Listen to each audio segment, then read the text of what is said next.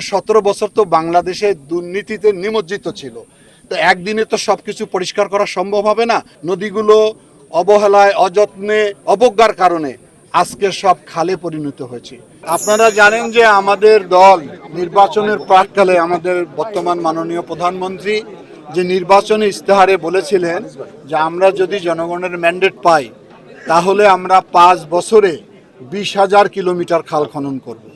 সেটারই আঙ্গিকে মাননীয় প্রধানমন্ত্রীর একক ভাবনা এবং তার উৎসাহে উদ্দীপনায় আমাদের মন্ত্রণালয় থেকে এবছর 1500 মিটার খাল খনন করব। 5 বছরে আমরা 7,500 খাল খনন করব তিস্তার পানির জন্য। তিস্তা এখন মরুভূমিতে পরিণত হয়েছে। সে কারণেই তিস্তা মহাপরিকল্পনা এবং পদ্মা মহাপরিকল্পনা বাস্তবায়নের উদ্যোগ বর্তমান সরকার গ্রহণ করেছে। আমরা মনে করি যে বাংলাদেশ নদীমাতৃক দেশ, নদীগুলো অবহেলায়, অযত্নে, অবজ্ঞার কারণে আজকে সব খালে পরিণত হয়েছে। সেগুলোকে পুনর্খননেরও একটা মহাপরিকল্পনা বর্তমান সরকারের রয়েছে। আমি আজকে শিবালয় উপজেলায় এসেছি।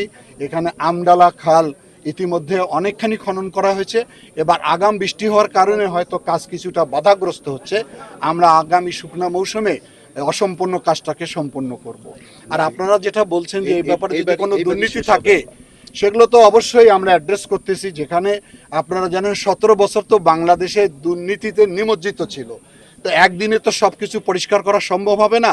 তবে এই ধরনের কোনো যদি স্পেসিফিক অভিযোগ হয় তাদের বিরুদ্ধে অবশ্যই আমরা ব্যবস্থা গ্রহণ করব।